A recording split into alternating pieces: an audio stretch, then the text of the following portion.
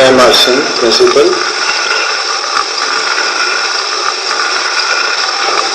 Dr. Subhash Chandra, मेरे साथी professors,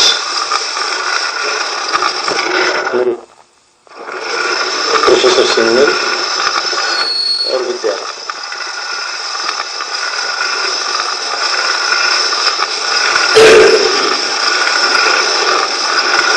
ये मेरे लिए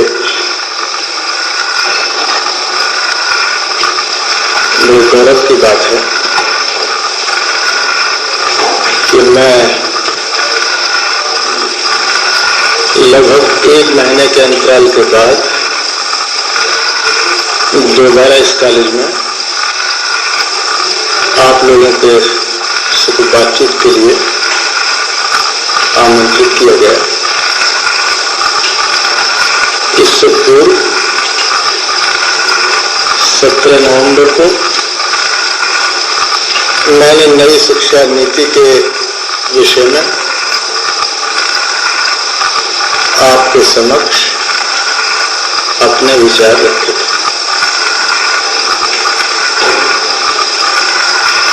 आज का गैदरिंग उस जैसा नहीं है, क्योंकि उस दिन आपका सारा कॉलेज सम्मिलित था। आज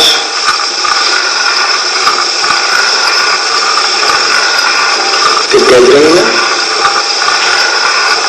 हमारे अपने विद्यार्थी, भूगोल के विद्यार्थी,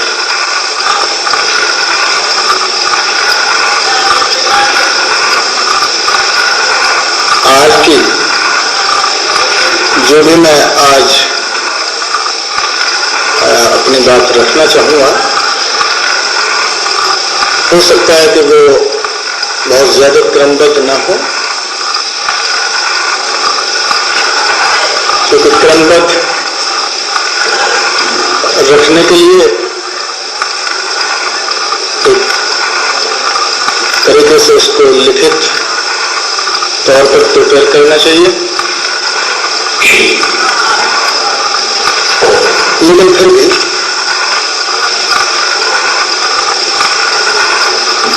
आज मैं कुछ उन मुद्दों को उठाना चाहूंगा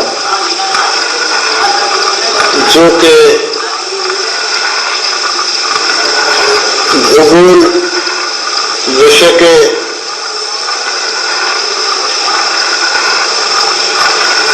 विद्यार्थी, अनुसंधानकर्ता और प्रोफेसर्स जिन पर अपना अनुसंधान कार्य कर रहे हैं और भूगोल विषय की समझ वर्तमान सोसाइटी के बारे में क्या है और मेरे विचार से क्या होना चाहिए, इस विषय पर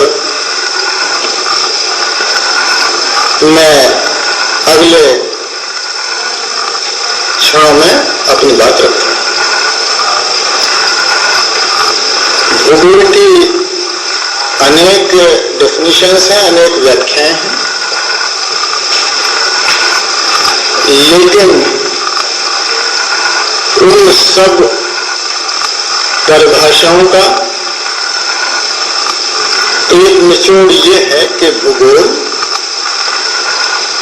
वह वैज्ञानिक अध्ययन है जिसमें के मनुष्य और प्रकृति या पर्यावरण के बीच के पारस्परिक संबंध को अध्ययन किया जाता है। Man and nature, man and animal.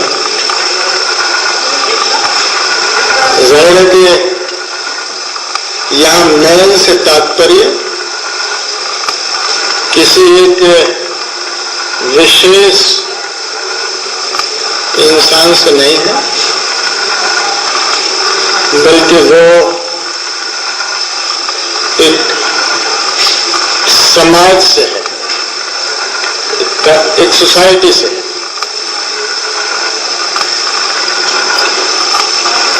मैं सोसाइटी को अध्ययन करने के लिए और उसका नेचर से क्या संबंध है, नेचर सोसाइटी को कैसे प्रभावित करती है, ह्यूमन एक्टिविटी मानवीय क्रियाओं को कैसे प्रभावित करती है, मानव प्रकृति को कैसे प्रभावित करता है,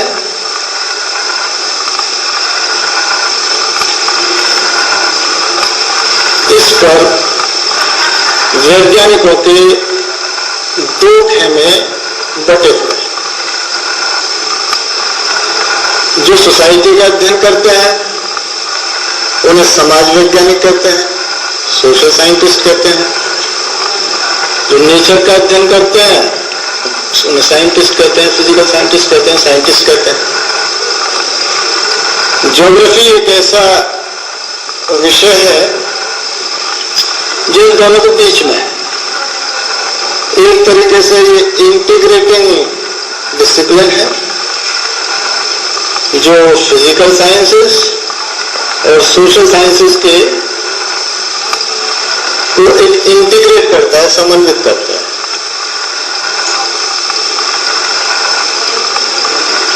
ज्योग्राफर का रोल जैसे जैसे सोसाइटी बढ़ी, जैसे जैसे डेवलपमेंट विकास हुआ, भूगोल में भी वो जो द्वैतवाद था कि फिजिकल ज्योग्राफी बनाम ह्यूमन ज्योग्राफी बनाम सोशल ज्योग्राफी, और ज्योग्राफर का मुख्य भूमिका क्या हो, उसे किसके साथ रहना चाहिए, साइंटिस्ट के साथ रहना चाहिए, सोशल साइंटिस्ट के साथ रहना चाहिए। तो ये मसला अब तय हो चुका है। भूगोल सामाजिक विज्ञान है, अन्य विज्ञानों की तरह, सोशल साइंसेस की तरह भूगोल सोशल साइंस है। लेकिन भूगोल अन्य सोशल साइंसेस की भांति भूगोल के अध्ययन करने का अपना संदर्भ है, अपना पर्सपेक्टिव है, अपना मेथड है। बतौर भूगोल के विद्यार्थी के आप जानते हैं कि हमारे अध्ययन की विधि में मैप का हम सहारा लेते हैं, मानचित्र का सहारा लेते हैं। मानचित्र भूगोलविद्ता का एक टूल है। हम एक रियलिटी को, मानचित्र का अर्थ यह हुआ कि हम उसके 2 डायमेंशन में उसका अध्ययन करते हैं, वितरण देखते हैं उसका 2 डायमेंशंस, और जो चीज नक्शे की मदद से समझी जा सकती है वो बगैर नक्शे की मदद के उसको समझना उतना आसान नहीं है। आप जानते हैं कि यदि किसी ने सोवियत रूस का मानचित्र नहीं देखा, उसकी लोकेशन नहीं देखी, उसका विस्तार से वो परिचित नहीं है, और यदि किसी ने अमेरिका की लोकेशन भी नहीं देखी, अमेरिका का ज्योग्राफिकल जो एक्सटेंशन है वो नहीं देखा, और जब बहस ये होती है कि हिंद महासागर में जो बड़ी शक्तियां हैं, महाशक्तियां हैं,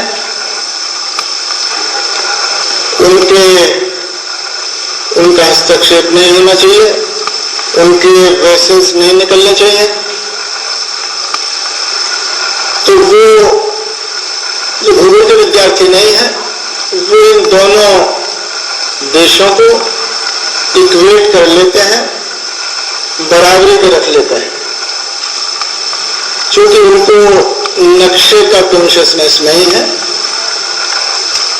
रूस की मजबूरी ये है कि उसकी एक सीमा बाल्टिक सागर से मिलती है, उत्तरी सागर, उत्तरी महासागर ऐसा सागर है जो कि वर्ष भर जमा रहता है। रूस की पूर्वी सीमा पैसिफिक पर है। जाहिर है कि पश्चिम से यदि रूस को अपने पूर्वी छोर पर आना है, उसके लिए हिंद महासागर के रूट के अलावा और कोई रास्ता नहीं है। इसलिए दोनों को इक्वेट करना वो वही लोग कर सकते हैं जिनको नक्शे का ज्ञान नहीं है। इसलिए ज्योग्राफी का जो अध्ययन का फोकस है, जो विधि है डिस्क्रिप्शन का, वो मैप है।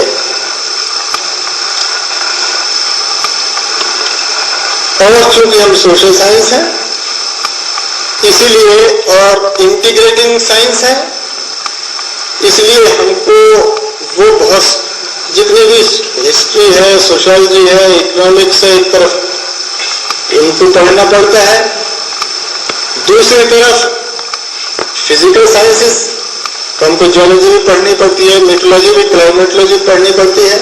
तो इंटीग्रेटिंग साइंस है। तो हमारा जो एक क्षेत्र है वो दूसरी साइंसेस से इस बारे में डिस्टिंक्ट है, विशिष्ट है।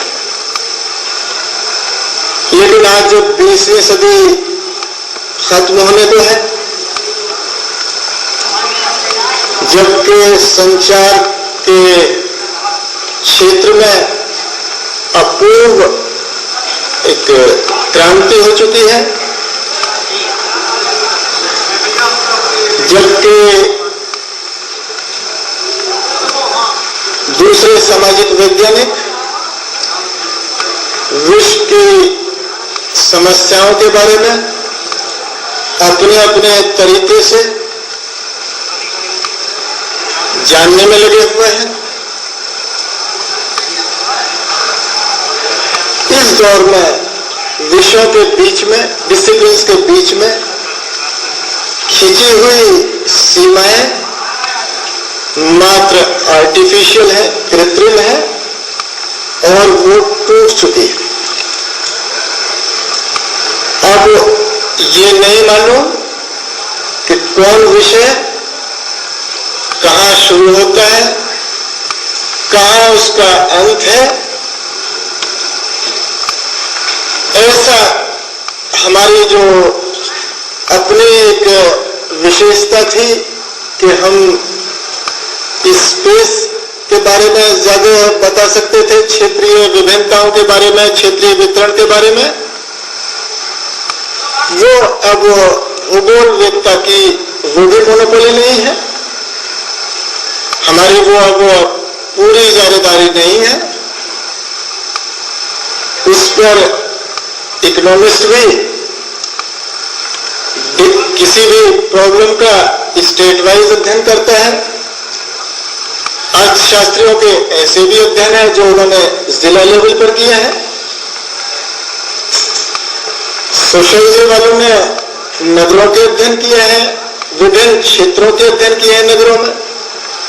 तो ऐसा भी कोई अब मोनोपोली नहीं है भूगोलवेत्ता की कि जो ये कह सके कि ये हमारा है और इसमें कोई दूसरे का हस्तक्षेप नहीं है। ऐसी स्थिति नहीं है। ऐसे दौर में यह फ्रांस में मिला, हमारे यहां पर कुछ हम लोगों की कमी की वजह से हमारा सब्जेक्ट सेंटर में न होकर बल्कि छोर पर है, मार्जिन पर है।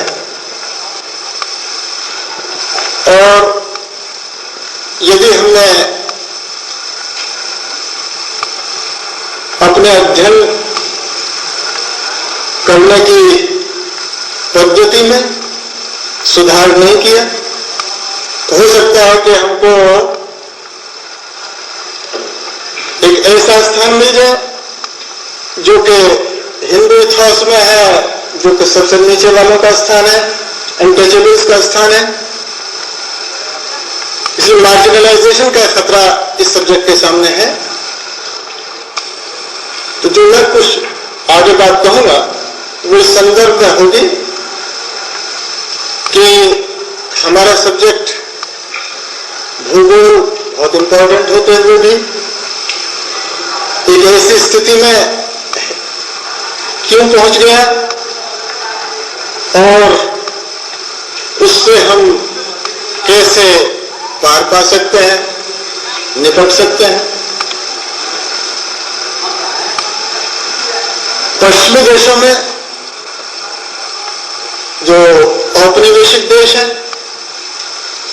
आप जानते हैं कि 19वीं शताब्दी में भूगोल वहां पर पूरी तरह स्थापित हो चुका था, उन देशों में स्थापित हो चुका था जो कि औपनिवेशिक देश थे।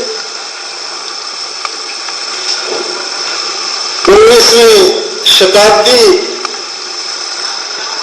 के अंतिम वर्ष वो वर्ष थे जबकि औपनिवेशिक देश सारी दुनिया को अपना एक मार्केट समझते थे। उन्होंने पिछले एशिया, अफ्रीका, लैटिन अमेरिका इनको अपनी कॉलोनी बना लिया था। भूगोलवेत्ताओं को, चाहे वो रटजल सही,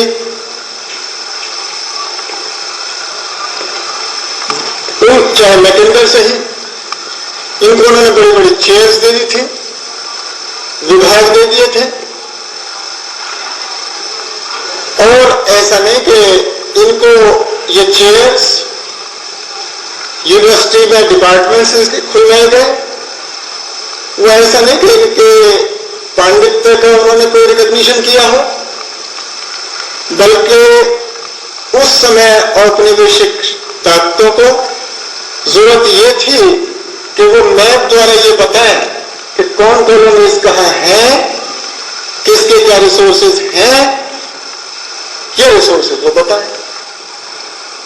तो सीधा सीधा 19वीं शताब्दी में भूगोल ने इंपीरियलिज्म का, साम्राज्यवाद का एक टूल के रूप में एक सेवा की और उस समय के भूगोलवेत्ता जाने अनजाने वो साम्राज्यवाद के पोषक बने।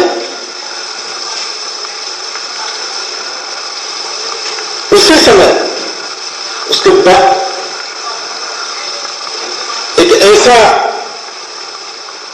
दौर भी आया जबकि भूगोलवेत्ताओं से इस तरह का भी एक वर्ग आया जिसमें हंटिंगटन वगैरह है।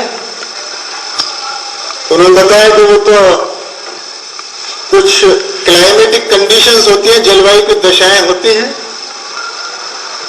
जो कि मनुष्य की योग्यताओं को, क्षमताओं को निश्चित करती हैं। और उन्होंने एक लाइन भी खींच दी कि अमुक तापक्रम के अंदर, और वो तापक्रम केवल पश्चिमी दुनिया के देशों में तापक्रम मौजूद था, कि वहां के अब तक जो मैंने 2 उदाहरण दिए वो उदाहरण केवल इस बात को साबित करने के लिए दिए कि ज्योग्राफी का उपयोग समाज के जो भी प्रभुत्वकारी जो तबका है, जो उसकी आवश्यकताएं हैं, जो उसकी आकांक्षाएं हैं, उसको पूरा करने के लिए उसका उपयोग किया गया। तो बात मैंने शुरू की थी मैन और नेचर से। मैन और नेचर का संबंध एक बहुत, यदि आप ऐतिहासिक परिप्रेक्ष्य में जाएं तो शुरू में मनुष्य नेचर का एक पार्ट था। जैसे दूसरे एनिमल्स हैं, मनुष्य भी उसी तरह का था। लेकिन मनुष्य और एनिमल्स में एक फर्क बुनियादी है, और वो फर्क बुनियादी ये है कि मनुष्य लेबर करना जानता है। लेबर भी कॉन्शियस लेबर, नॉलेज से, ज्ञान से। इसलिए मनुष्य केवल एनिमल नहीं है, बल्कि टूल मेकिंग एनिमल कह सकते हैं, टूल शेपिंग एनिमल है। जब मनुष्य ने नेचर के डिक्टेट्स को, जिस नेचुरल एनवायरनमेंट में, पर्यावरण में मनुष्य है, लाइक अदर एनिमल्स, कुछ दिन उसके साथ रहा, लेकिन फिर मनुष्य उससे सेटिस्फाइड नहीं रहा, उससे संतुष्ट नहीं रहा। जैसे कि सैंपल कहते हैं कि is a product of this soil, ऐसा चीज नहीं। मनुष्य और नेचर की रिलेशनशिप, मनुष्य ने नेचर को समझा और नेचर को कॉन्कर करने के लिए, नेचर को अपने उपयोग में लाने के लिए उसने कुछ टेक्नोलॉजी डेवलप की, टूल्स डेवलप किए, और इस तरह मनुष्य और नेचर का फासला डिफरेंट हो गया।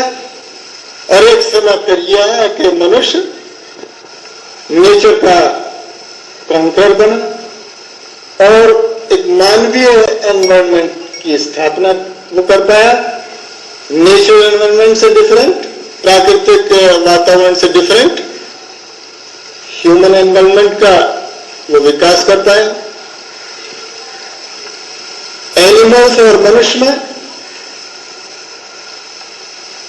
केवल मनुष्य ऐसा है कि जब शुरू में उसे नेचर से बहुत डर लगा तो उसने, और नेचर के जो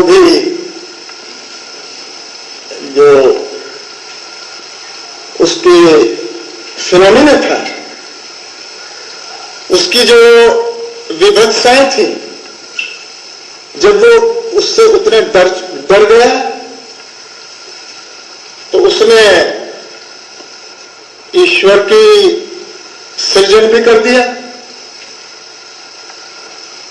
प्रिमिटिव मनुष्य के सामने ईश्वर जैसी कोई शक्ति नहीं थी, लेकिन जब थोड़ा कॉन्शियस हुआ तो मनुष्य ने ईश्वर जैसी एक ऐसी शक्ति का सृजन मनुष्य ने किया कि कोई इस नेचर को रेगुलेट करने के लिए एक और कोई सुपर पावर,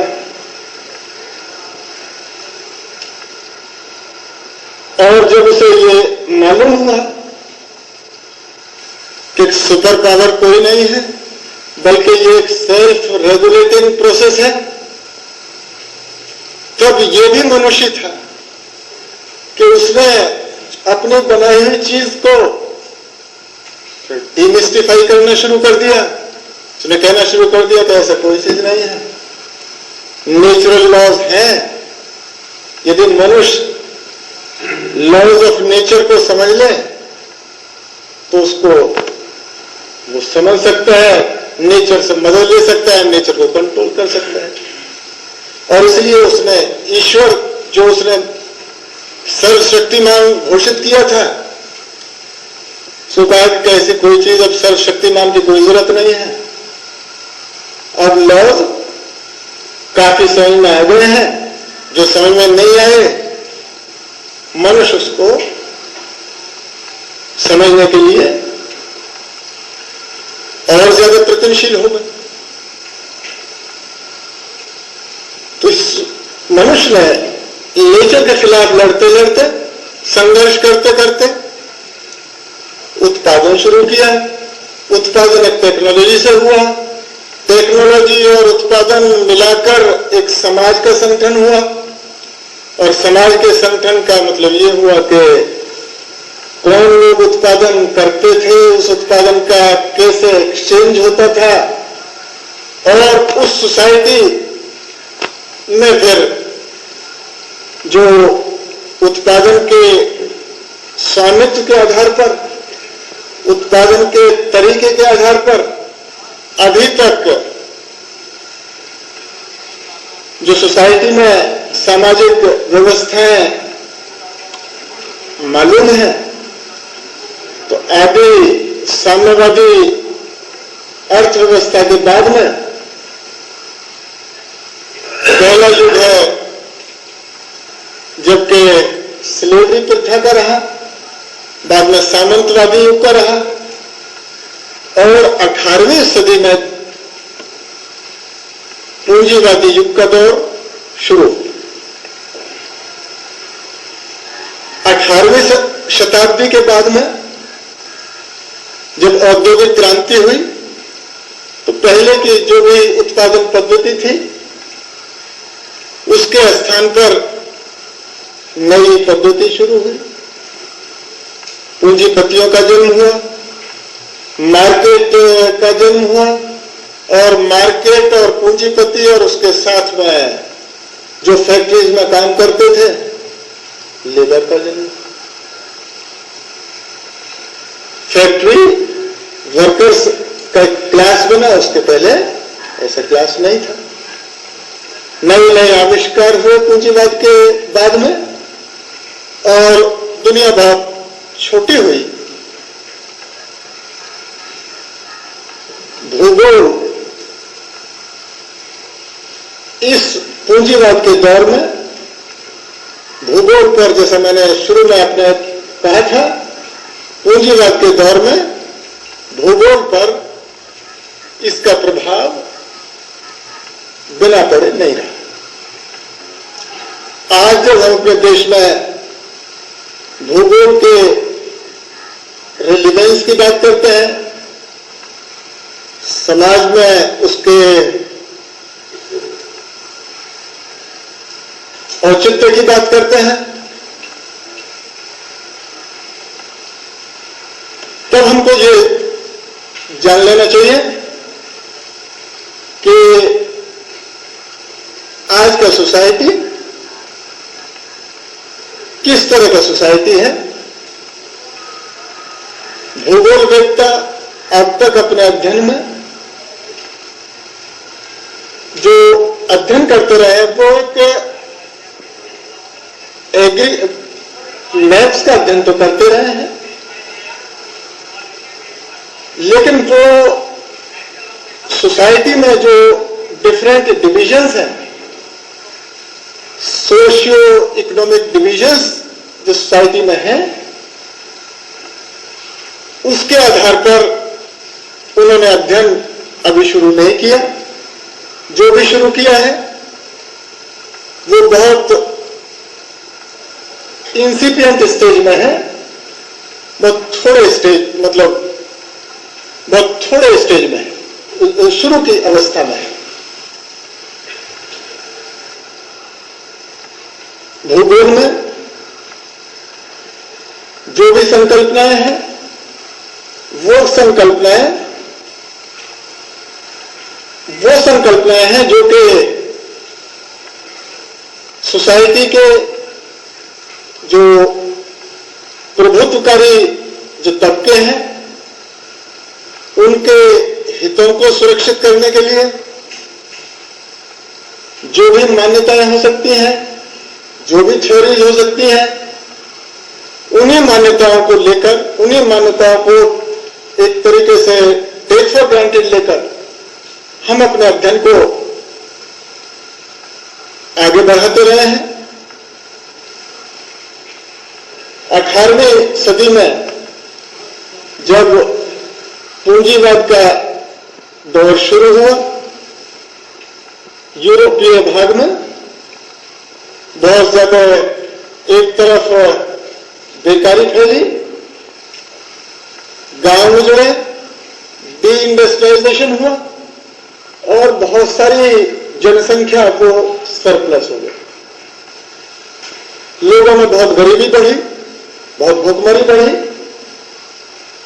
और दूसरी तरफ जो नए मालिकान उभर कर आए थे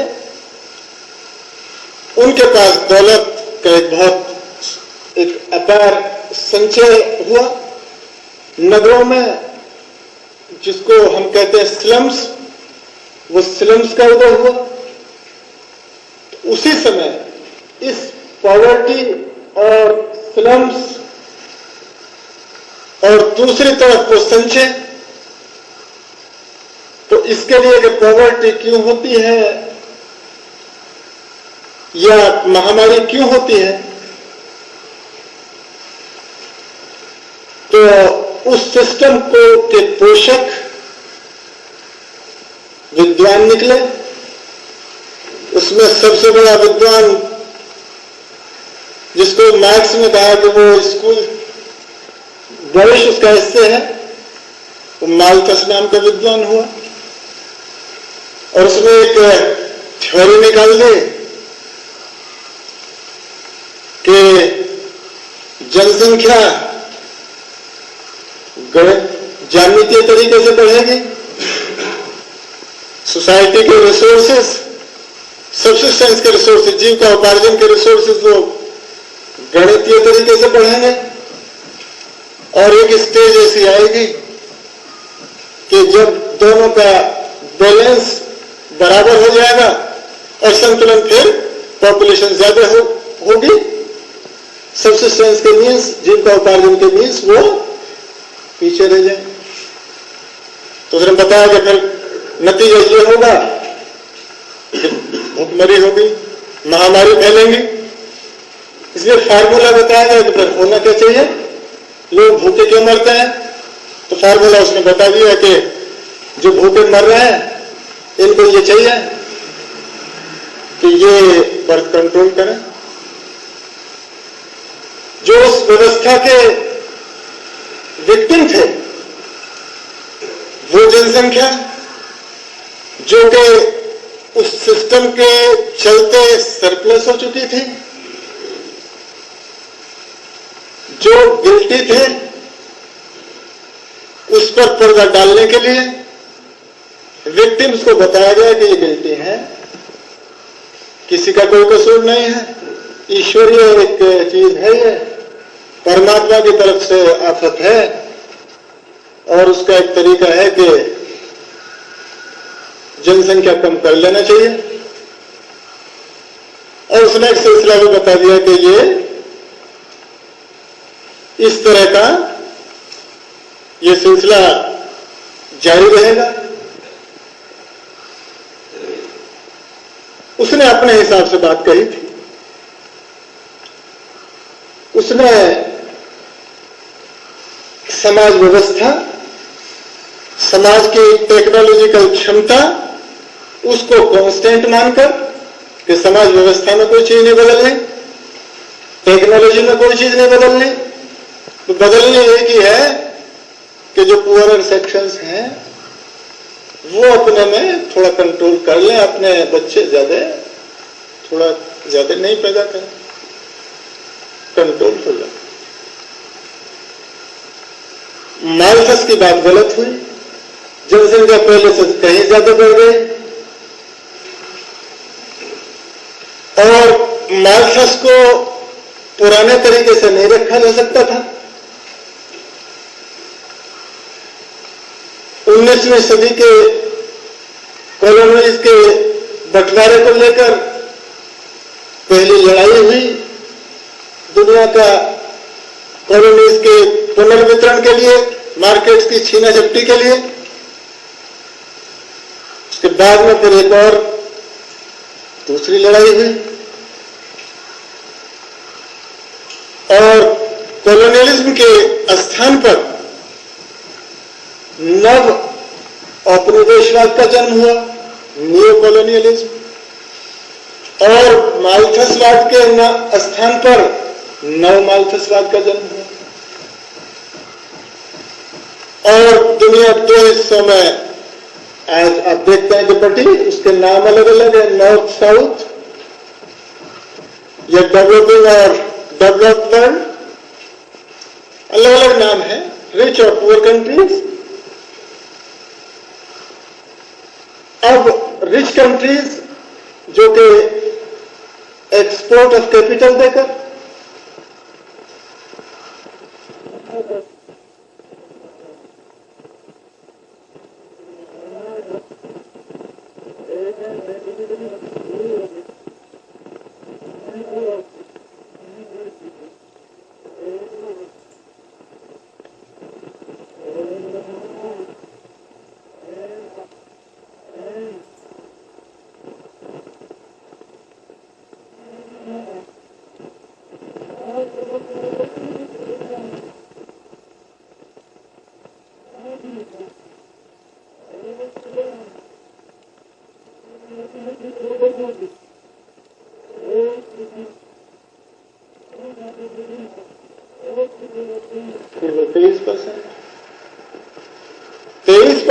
रिसोर्सेज 75% दुनिया इस्तेमाल करती है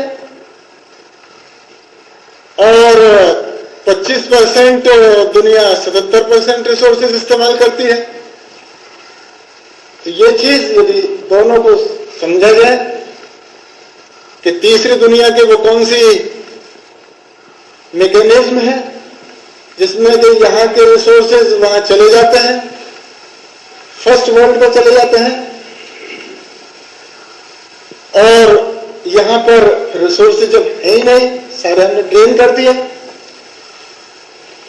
तो 75% के पास में यदि 23% रिसोर्सेज हैं, उनका पर कैपिटा डिस्ट्रीब्यूशन यदि करेंगे नेचुरली बहुत कम आएगा।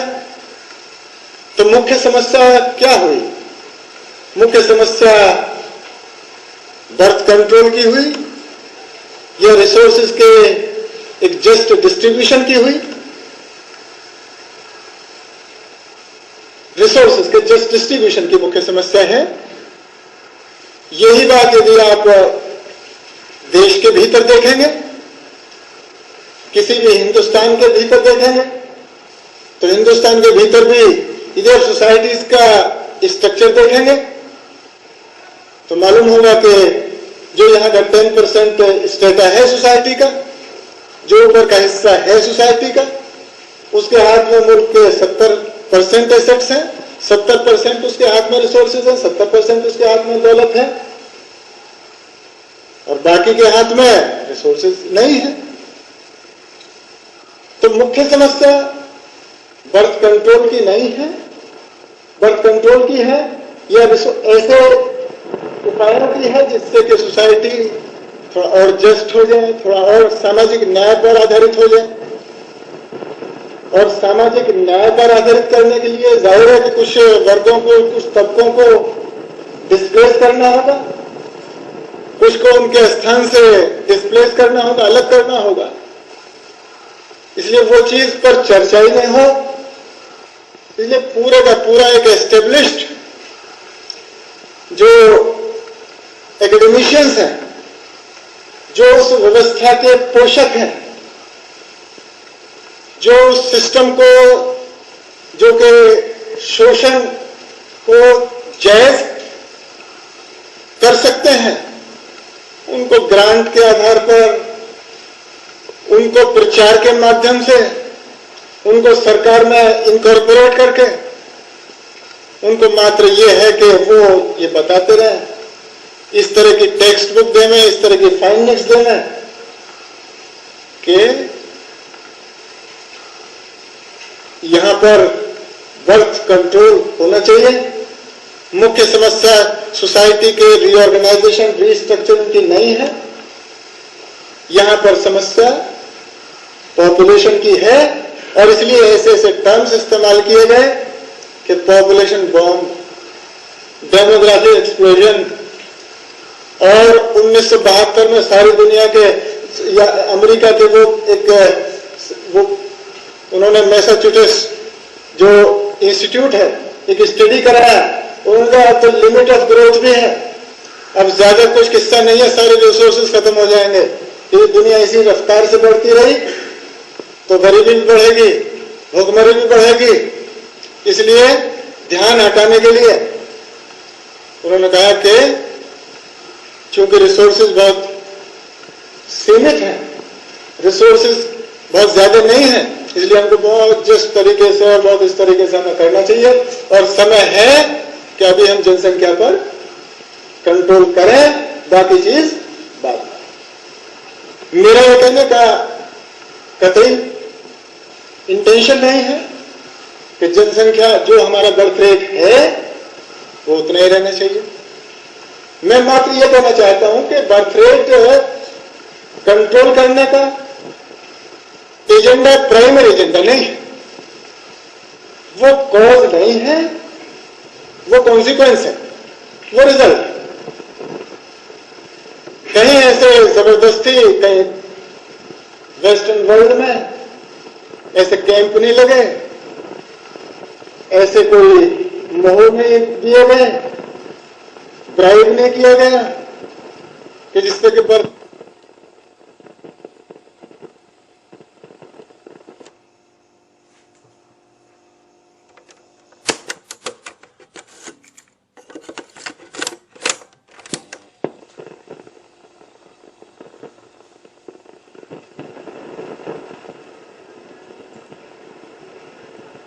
लेकिन कभी ये सवाल शुरू ही नहीं किया गया क्या कर गिनती कौन है, ये पॉल्यूट कौन कर रहे हैं, पॉल्यूशन के विक्टिम कौन है, विक्टिम्स का क्या कोई रोल है पॉल्यूट करने में, ये सड़क पर व्हीकल्स कौन ले, ये व्हीकल्स किसके लिए ले, आम जनता के लिए क्या उन व्हीकल्स का क्या उपयोग है। इस तरह के सवाल चूंकि इनकन्वीनियंट है, बहुत असुविधाजनक है, इसलिए बात ज्योग्राफर्स ने भी डिस्ट्रीब्यूशन शो कर दिया और ये समझ लिया कि उनका यही सिद्ध करना था जो थ्योरम में होता है। लेकिन बात चूंकि हम सोशल साइंटिस्ट हैं, इसलिए हमको उन इश्यूज को और आगे जाकर प्रूव करना चाहिए ताकि हमारे फाइंडिंग्स यहाँ के आम जनता के लिए उनका रेलिवेंस हो। हम ऐसे भूगोल का निर्माण करें जिसका उपयोग आम जनता के लिए हो, न कि जनता के एक्सप्लॉयटर्स के लिए।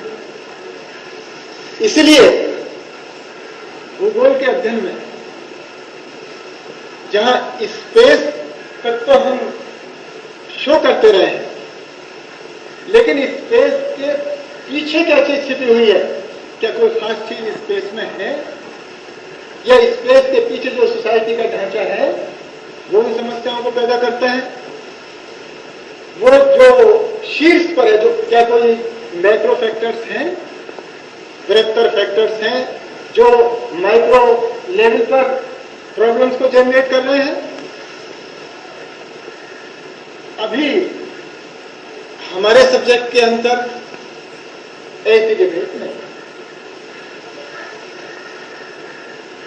आपको जानकर आश्चर्य होगा कि ये डिबेट भी उसी देश में शुरू हुई सबसे पहले जहां के साम्राज्यवाद, जहां के पूंजीवाद अपनी चरम सीमा पर। मेरा अभिप्राय अमेरिका से है, मेरा अभिप्राय इंग्लैंड और फ्रांस से है। वहां पर ज्योग्राफर्स का एक स्ट्रीम ये निकल कर आई, एक बड़ा के आखिर भूगोल को हम समाज के लिए, सोसाइटी के लिए कैसे उपयोगी बनाए, कैसे ज्योग्राफी को यूजफुल ज्योग्राफी बनाए। और जब यूजफुल का सवाल आया तो फिर ये हुआ कि यूजफुल फॉर हूम। खाली ये कहना काफी नहीं है कि उपयोगी होना चाहिए, सोसाइटी के लिए होना चाहिए। ये भी टर्म्स जो है, ये भी चीजें बहुत चीज छिपाती हैं। जितना ये रिवील करती हैं उससे ज्यादा कहीं छिपाती हैं। आप जानते हैं कि सोसाइटी में बड़े फिलांथ्रोपिक मानवीय क्लब्स की स्थापना है और वो अपने को फिलांथ्रोपिस्ट कहते हैं, मानवतावादी कहते हैं, समाजसेवी कहते हैं। और आप समझ सकते हैं कि वो जो समाजसेवी का लेबल लगाए हुए हैं उनका समाज के जो डाउन ट्रोडन हिस्सा है उससे उनका कोई तात्पर्य नहीं। इसलिए सोशल ट्रांसफॉर्मेशन या यूजफुलनेस ये भी ऐसी टर्म्स है जो बेमानी है, जो एब्स्ट्रैक्ट है। जब तक कि हम ये खुलासा न करें कि हम सोसाइटी में किसके लिए हम काम करना चाहते हैं।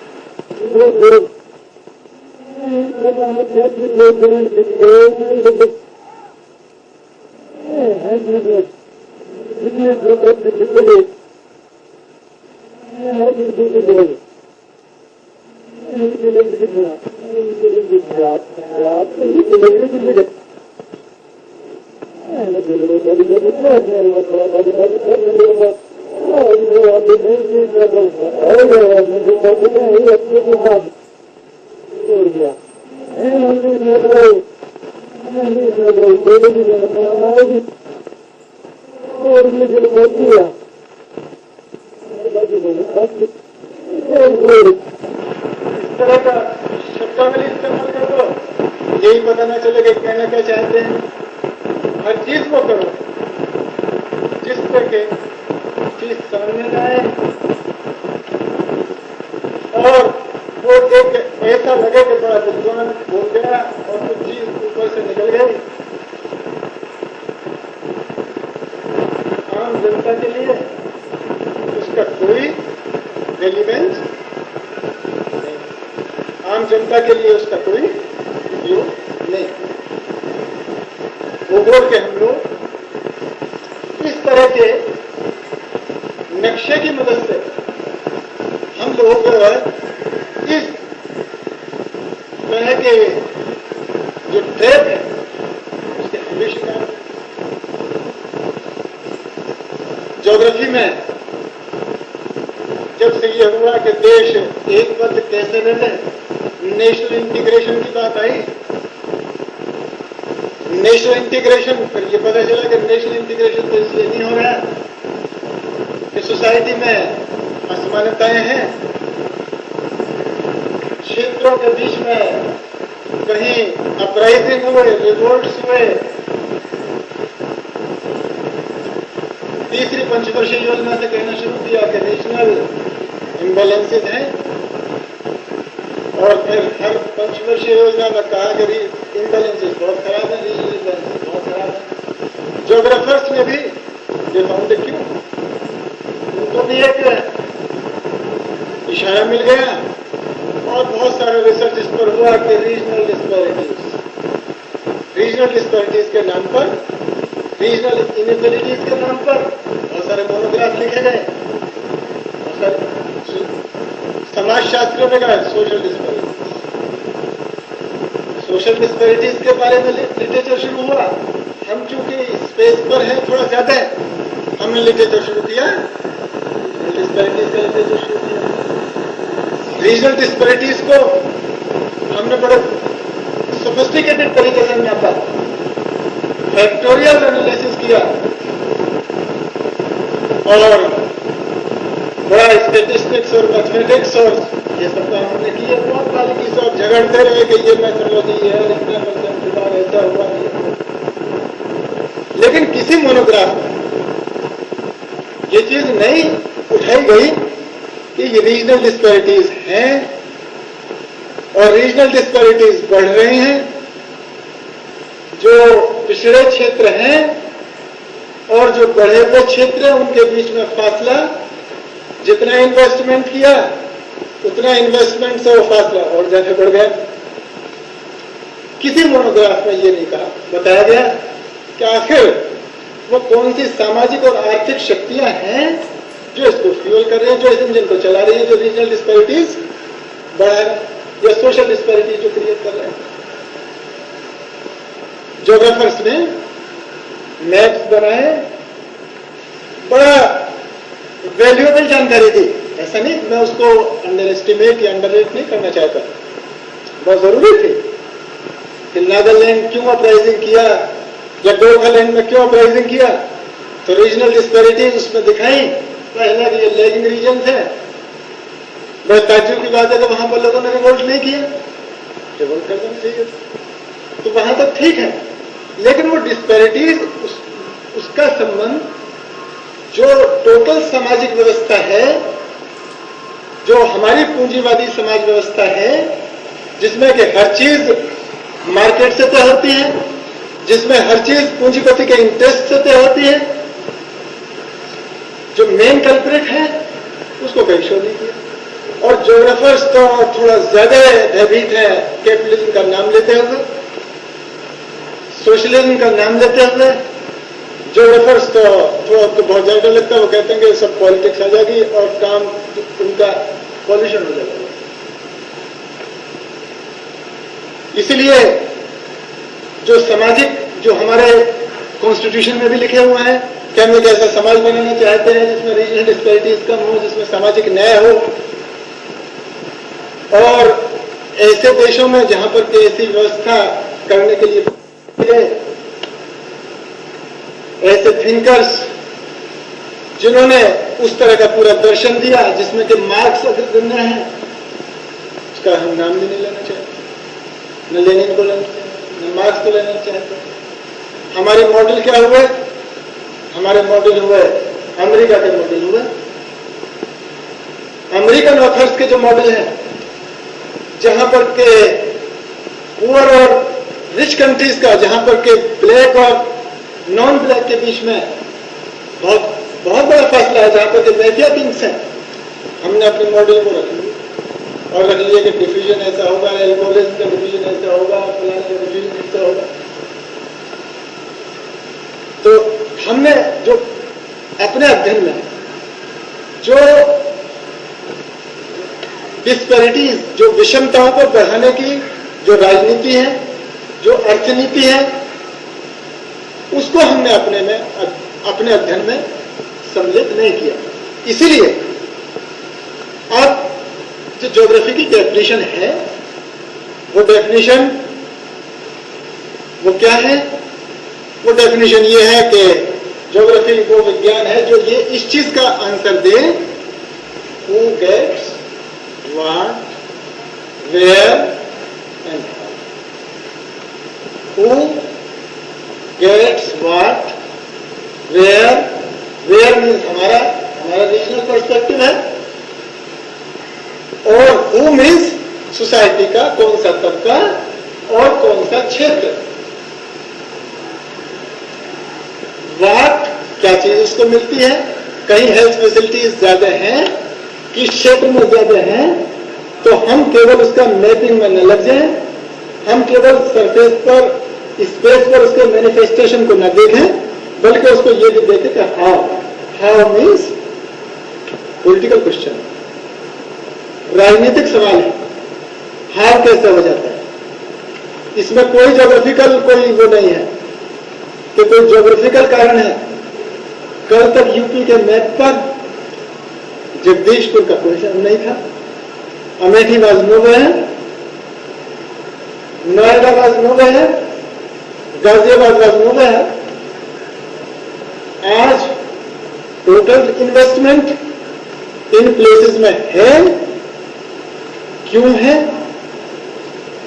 इसको समझने के लिए हमें टोटल मैक्रो पॉलिसी समझना होगा। हमारे यहाँ पर जो अंडर जो हम जैसे मुफसिल स्कूल और कॉलेजेस के बच्चे जो आते हैं, उनके यहाँ पर तो ये भी डिबेट नहीं है। उनके यहाँ पर एक सीधे साधे एक क्वेश्चन मार्क है कि उद्योगों का स्थानीयकरण के लिए क्या चीज जरूरी है। अन्य चीजों के अलावा एक चीज और जरूरी बताते हैं, सस्ते श्रमिक होने चाहिए। किसके लिए होने चाहिए? उन सस्ते श्रमिक, किसके लिए होने चाहिए सस्ते श्रमिक? एक्सप्लॉयटर्स के लिए होने चाहिए, उद्यमों के लिए होने चाहिए। तो टोटल कैपिटलिस्ट बायस है।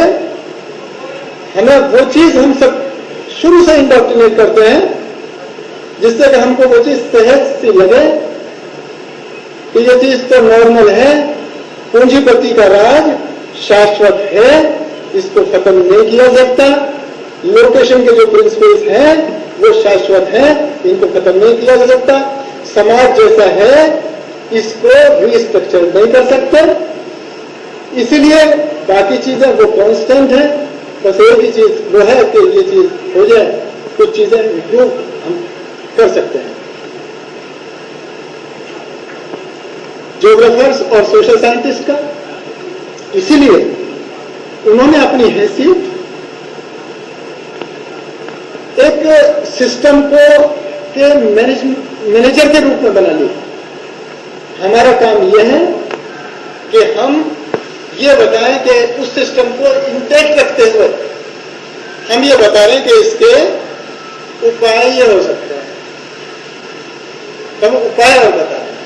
हम इतनी चेतना पैदा करना चाहते हैं कि उस सिस्टम में जो सिस्टम डिस्पैरिटीज पैदा करते हैं, जो सिस्टम गरीबी और अमीरी के बीच की खाई पैदा करता है, जो एक तरफ धन और दूसरी तरफ सरप्लस लेबर पैदा करता है और जिसकी वजह से सारी समस्याएं हैं, हम सोशल साइंटिस्ट का काम क्या है? हम उसमें ये कहें कि सिस्टम इज ओके, थोड़ा ये एबिरेशन है, थोड़ा खराबी होगी मशीन में, इसलिए भैया इसको इस तरह मैनेज कर लिया जाना चाहिए। हम उपाय बता दिए, चाहे वो स्लम्स की समस्या से इस शहरों में, चाहे वो पॉवर्टी इरेडिकेशन नहीं, पॉवर्टी एम्यूलेशन करेंगे जी, क्राइम्स को मैनेज करेंगे जी, पॉल्यूशन को मैनेज करेंगे। गंगा घाटी, गंगा अब कभी दोबारा नहीं गंदी होगी क्योंकि एक बार हमने साफ करा थी। तो एक मैनेजमेंट की स्थिति है। इत्तेफाक से ज्योग्राफर्स भी चूंकि सिस्टम में क्रिएटिविटी सब खत्म करती है और चूंकि हम रेस्पेक्ट चाहते हैं, रिकॉग्निशन चाहते हैं, और रेस्पेक्ट और रिकॉग्निशन जो सत्ता में है, जो सत्ता का जो प्रोफेसर है, यदि वो कहता है कि बहुत बढ़िया गूगल लिखता है, बहुत बड़ा स्कॉलर है, वो स्कॉलर है, इसलिए हमें भी वो सब फार्मूले और वो सब उपाय सुझाने हैं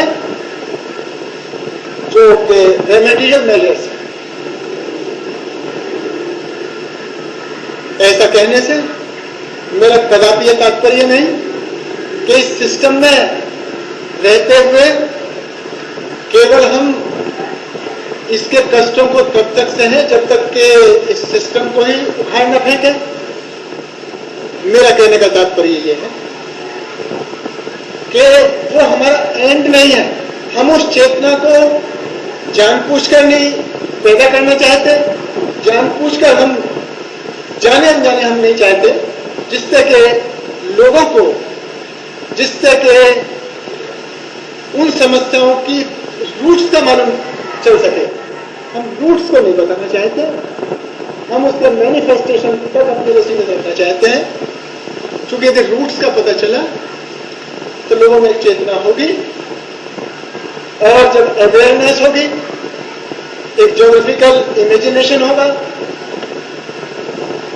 तो फिर लोग वैसे काम नहीं करेंगे, वैसे मैनिपुलेट नहीं होंगे जैसे कि शासक वर्ग उनको मैनिपुलेट करना चाहता है, वैसे मैनिपुलेट नहीं होंगे। तो हमारा दायित्व बतौर ज्योग्राफर के आज ये है कि हम मौजूदा समाज में जो भी ज्वलंत समस्याएं हैं उनके, जहां हम स्पेशल डायमेंशन को, जहां उनके क्षेत्रीय जो उसके सीमाएं हैं, परिपेक्ष है, संदर्श है, उसको बताएं, लेकिन साथ ही ये भी बताएं कि उसके लिए वो कौन सी सामाजिक और आर्थिक शक्तियां इस सोसाइटी में जिम्मेदार हैं जो उनको पैदा करती हैं, बनाए रखती हैं और उनको और ज्यादा बढ़ाती हैं। ये दायित्व और ये चुनौती भूगोलवेत्ताओं के सामने है। हमने समय पर यदि ऐसा नहीं किया और यदि हम इसी तरह प्रिजनर ऑफ एस्टेब्लिशमेंट थिंक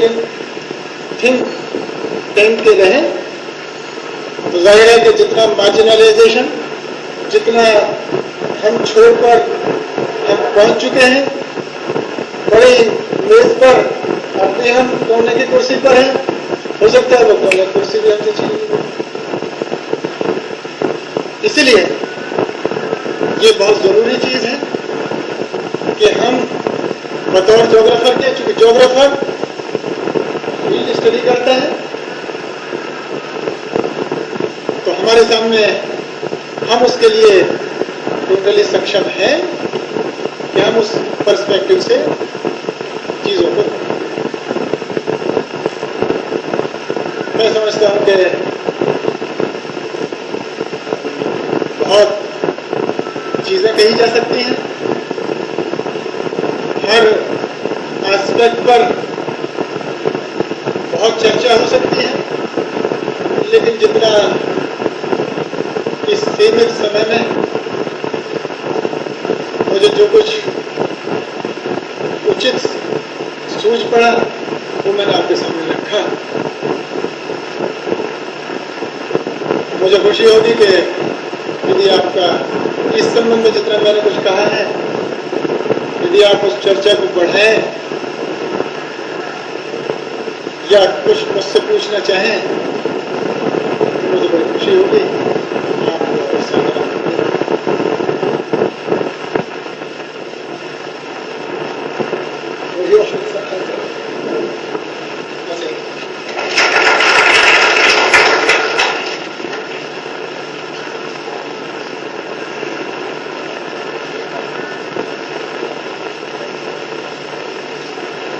अब मैं प्रोफेसर एम.आर. सिंह जी से प्रार्थना करता हूँ कि वो संक्षेप में